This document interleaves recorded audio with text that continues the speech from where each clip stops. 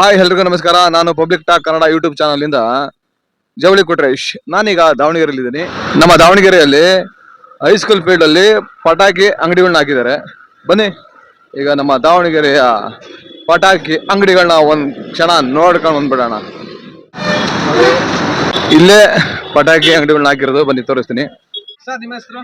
ನಮಸ್ತೆ ಕನ್ನಡಿಗರೇ, ಎಲ್ಲರಿಗೂ ನಮಸ್ತೆ. ನಾನು ಬಿ ವೀರೇಂದ್ರ ಕುಮಾರ್ ಅಂತ, ಸಂಡೂರು ರಾಜನಿರೀಕ್ಷಕರ ಇದ್ದೀನಿ. ಆಸ್ ಪರ್ ಇಂಗ್ಲಿಷ್ ಅಂದ್ರೆ ರೆವಿನ್ಯೂ ಇನ್ಸ್ಪೆಕ್ಟರ್ ಸಂಡೂರ್. ಇದು ನನ್ನ ಹೆಂಡತಿ ತವ್ರ ಮನೆ ಆಗಿದ್ದು, ತವ್ರ ಮನೆ ಸೆಲೆಬ್ರೇಷನ್ಗೆ ದೀಪಾವಳಿಗೆ ಬಂದಿದ್ವಿ. ನನ್ನ ಹೆಂಡತಿ ಮಕ್ಕಳ ಜೊತೆ ಸೆಲೆಬ್ರೇಷನ್ ಮಾಡ್ತಾ ಇದೀವಿ. ದೀಪಾವಳಿ ಹಬ್ಬ ಹೆಂಗ ಎಷ್ಟು ಅದ್ದೂರಿ ಆಗುತ್ತೋ ಅಂತ ನಾವು ನೋಡು ಕಾಯಕತ್ತೆ ನಾವಿದೀವಿ. ಇಲ್ಲಿ ಬಂದು ಪಟಾಕಿ ಸೆಲೆಬ್ರೇಷನ್ ಮಾಡ್ತಾ ಇದೀವಿ. ತಗೊಳಕ್ಕೆ ಎಲ್ಲರೂ ನನ್ನ ಹೆಂಡತಿ ಮಕ್ಕಳನ್ನ ಎಲ್ಲರನ್ನೂ ಅಲ್ಲಿ ಒಳಗೆ ಕಳಿಸಿದೀವಿ. ಎಲ್ಲ ತೋಣ ಹ್ಯಾಪಿ ದಿವಾಲಿ ಎವ್ರಿ ಒನ್. ಆಮೇಲೆ ಇನ್ನೊಂದು ಕೇಳ್ಬಿಟ್ಟೆ, ಪರಿಸರ ಸ್ನೇಹಿ ಪಟಾಕಿನ ಹಚ್ಚಬೇಕು ಅಂತ ಹೇಳ್ತಾರಲ್ಲ, ಎಸ್ ಎಸ್ ಇದ್ರ ಬಗ್ಗೆ ನಿಮ್ಮ ಒಂದು ಮಾತುಗಳು.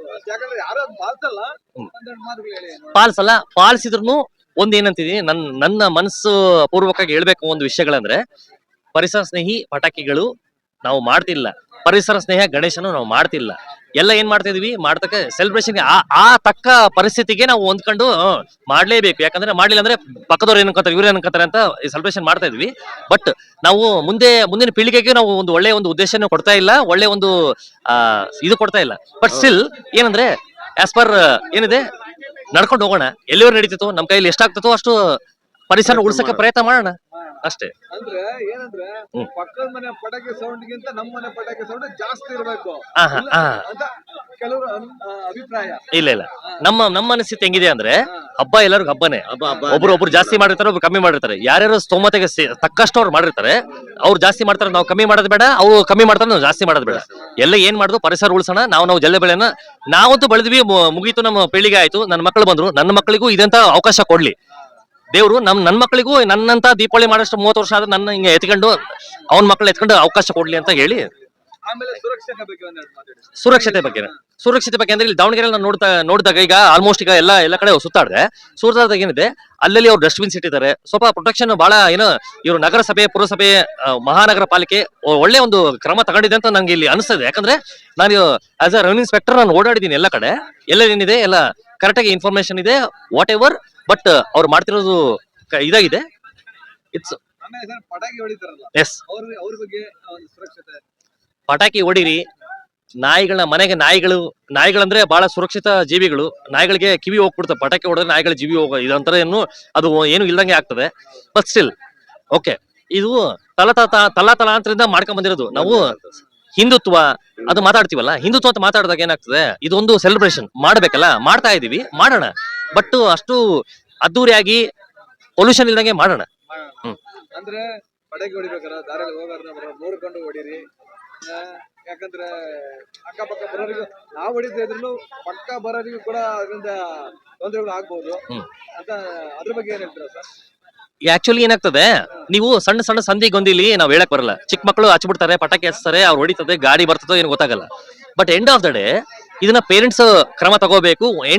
ನೀವೇನು, ನಿಮ್ಗೆ ಸ್ವಂತ ಮನೆ ಇದೆಯಾ, ಮೇಲೆ ರಾಕೆಟ್ ಹಾರಿಸ್ರಿ, ಅಲ್ಲೇ ಹೊಡೀರಿ ಪಟಾಕಿ. ಅದೇನಾಗ್ತದೆ ಅಂದ್ರೆ ನಿಮ್ಗೆ ರಸ್ತೆಲಿ ಓಡೋರಿಗೆ ಏನು ಸಮಸ್ಯೆ ಆಗಲ್ಲ.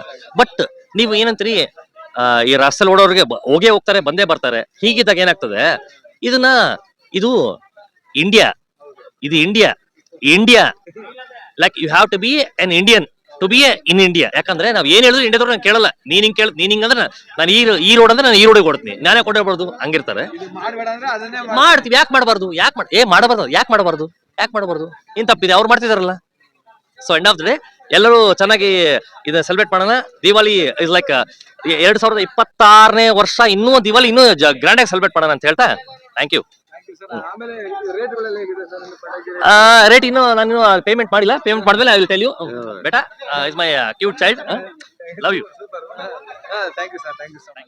ನಮ್ಮ ಹೆಸರು ಕಾರ್ತಿಕ್ ಅಂತ. ಏನ್ ಕೆಲಸ ಮಾಡ್ತೀರಾ?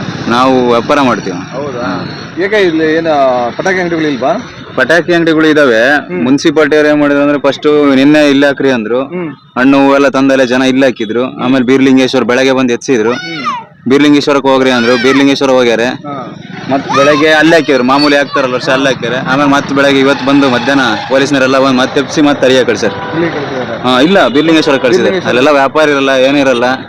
ಜನರಿಗೆ ವರ್ಷದಾಗ ಒಂದ್ಸಲಿ ದುಡ್ಕಂತಾರ ಬಡವ್ರೆಲ್ಲರೂ. ಅಂತ ಟೈಮ್ನಾಗ ಹಿಂಗ್ ಮಾಡ್ತಾರೆ ಇವ್ರು ಮುನ್ಸಿಪಾಲ್ಟಿರು ಎಲ್ಲ ಅರ್ತ್ಕೋಬೇಕು ಅವ್ರಾದ್ರೂ ತಿಳ್ಕೊಬೇಕು. ಬಡವರು ವರ್ಷದಾಗ ಒಂದ್ಸಲಿ ದುಡ್ಕೊಳೋದು ಹೌದ್ರಾ? ಹಾ ಇಲ್ಲ ಪ್ಲಾನ್ ಮಾಡಿ ಎಲ್ಲರೂ ಹಿಂಗೆ ಅಂತಂದ್ರೆ ಎಲ್ಲರಿಗೂ ಗೊತ್ತಾಗ್ಬೇಕು ಜನರಿಗೆ. ಈ ಬೀರ್ಲಿಂಗೇಶ್ವರ ಅಂತ ಯಾರಿಗೆ ಗೊತ್ತಿರ್ತದೆ ಹೇಳಲ್ಲಿ ಮಾಡೇವೆ ಅಂತ. ಆತರ ಅಂದ್ರೆ ನಿಮ್ಮ ಒಂದು ಸಮಸ್ಯೆನ ನೀವು ಹೇಳ್ಕೊಂಡಿದ್ದೀರಿ. ಎಲ್ಲ ನಂದೊಂದೇ ಸಮಸ್ಯೆ ಅಲ್ಲ, ಪ್ರತಿಯೊಬ್ಬರದ್ದು ಸಮಸ್ಯೆನೇ ಇದು ಮಾಡಕ್ ಬಂದಿರೋದು ಸಮಸ್ಯೆ ಅದು. ಯಾಕಂದ್ರೆ ನಾವು ಮಧ್ಯದಲ್ಲಿ ಇಲ್ಲೇ ಬರ್ತಿದ್ದು ಇಲ್ಲ ಮತ್ತೆ ಅಲ್ಲಿ ಅನುಕೂಲ ಮಾಡ್ಕೊಟ್ಟಿಲ್ಲ. ಯಾಕಂದ್ರೆ ಆಗ್ಲಿ ರೋಡ್ ಟ್ರಾಫಿಕ್ ಆಕತ್ತೆ ಆಗ್ಲಿ ಇಲ್ಲಿಗಂತ ಈಗ ಎಲ್ಲ ಒಂದ್ ಜಾಗ ಫಿಕ್ಸ್ ಮಾಡಿದ್ರು ಅವರು. ಯಾರಿಗ ನೀವು ಗೊತ್ತಿದ್ರ ನಿಮಗೆ ಅಲ್ಲಿ ಬೀರ್ಲಿಂಗೇಶ್ವರದಲ್ಲಿ ಐತಿ ಅಂತ ಇಲ್ಲ. ಮತ್ತೆ ಒಬ್ಬ ಈಗ ಬರ್ತಾರ ಜನ ಖರೀದಿ ಮಾಡಕಂದ್ರೆ ಅವ್ರಿಗೆ ಗೊತ್ತಿಲ್ಲ. ಹಂಗೆ ವ್ಯವಹಾರಕ್ಕೆ ಬಹಳ ಹಾಳಿದು. ಮತ್ತೆ ಹಣ್ಣು ಹಂಪಲುಗಳೆಲ್ಲ ಅಲ್ಲೇ ಈಗೆಲ್ಲ ಅಲ್ಲೇ ಶಿಫ್ಟ್ ಮಾಡಿದ್ದಾರೆ. ಜನಗಳಿಗೆ ಗೊತ್ತಾಗ್ಬೇಕು ಅಷ್ಟೇ, ಅಲ್ಲಿ ಶಿಫ್ಟ್ ಆಗೈತಿ ಅಂತ ಗೊತ್ತಾದ್ರೆ. ಹೂವು ಹಣ್ಣು ತಗೋನಾರು ಬೀರ್ಲಿಂಗೇಶ್ವರಕ್ಕೆ ಹೋಗ್ಬೇಕು ಈಗ.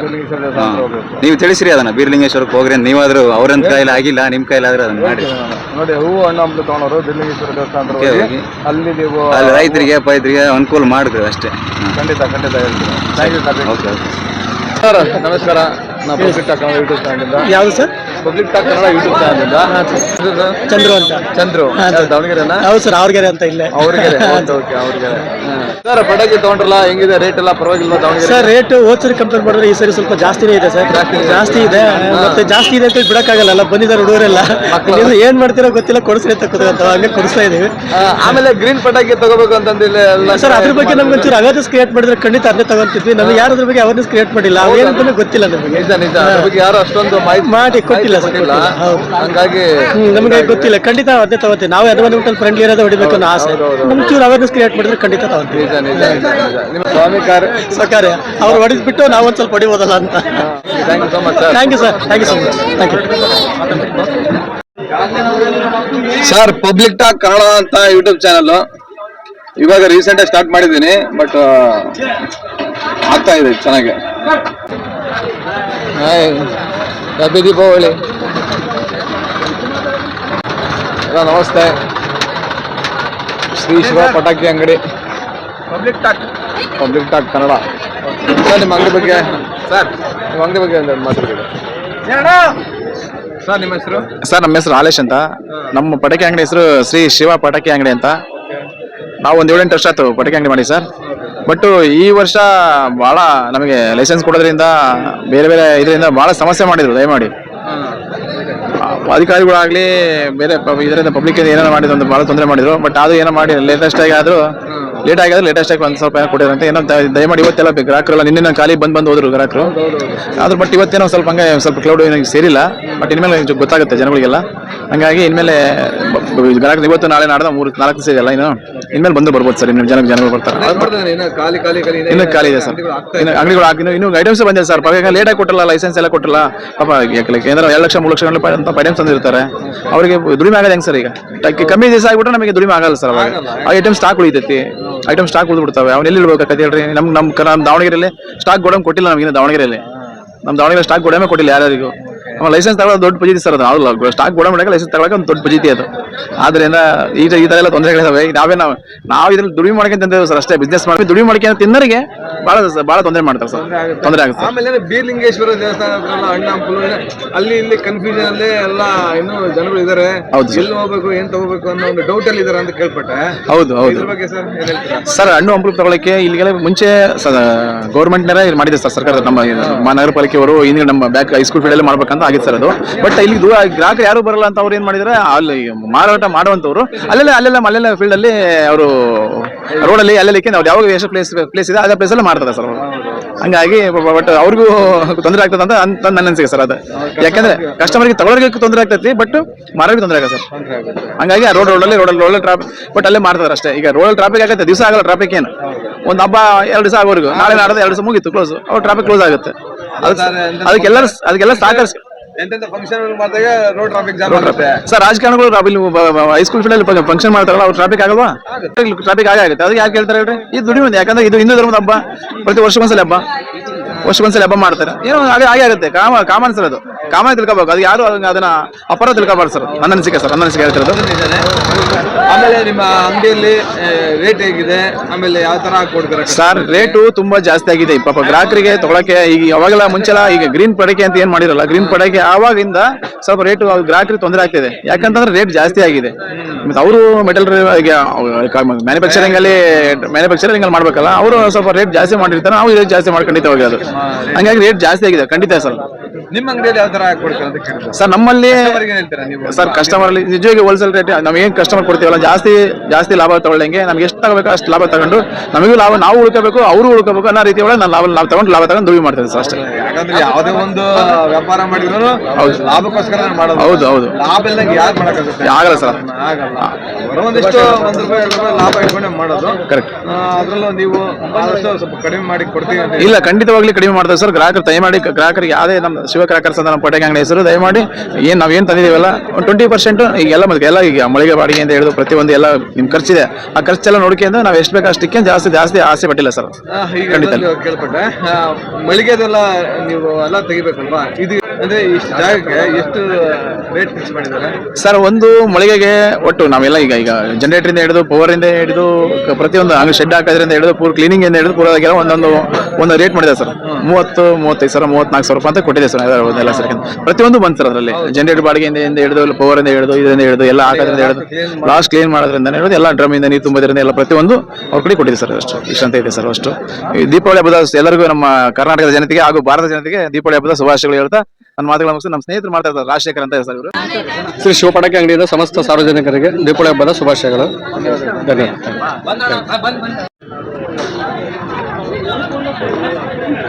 ಪಟಾಕಿ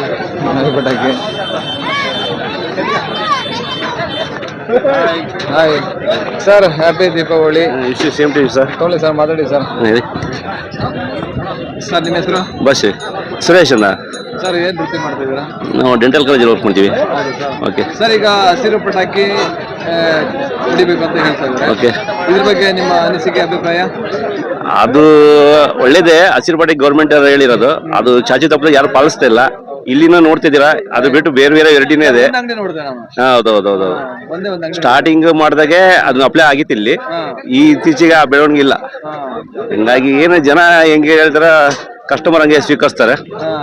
ಆಮೇಲೆ ಇನ್ನೊಂದು ಕೇಳ್ಬಿಟ್ಟೆ, ನಮ್ಮ ಮನೇಲಿ ಪಟಾಕಿ ಸೌಂಡ್ ಜಾಸ್ತಿ ಬರಬೇಕು, ನಿಮ್ಮ ಮನೇಲಿ ಪಟಾಕಿ ಸೌಂಡ್ ಜಾಸ್ತಿ ಬರ್ಬೇಕು ಅಂತ ಹೇಳಿ ಹಸಿರು ಪಟಾಕಿ ಬಿಟ್ಬಿಟ್ಟು ಈ ಪಟಾಕಿ ತಗೊಂತಾರೆ ಅಂತ ಕೇಳ್ಪಟ್ಟೆ. ಅದ್ರ ಬಗ್ಗೆ ಟೀನೇಜ್ ಹುಡುಗರು, ಹೆಂಗರು, ಈ ಸಣ್ಣ ಸಣ್ಣ ಹುಡುಗರು ಅವರೆಲ್ಲ ಕ್ಯೂರಿಯಾಸಿಟಿ ಇರ್ತದೆ ಮಾಡ್ಬೇಕಂತ.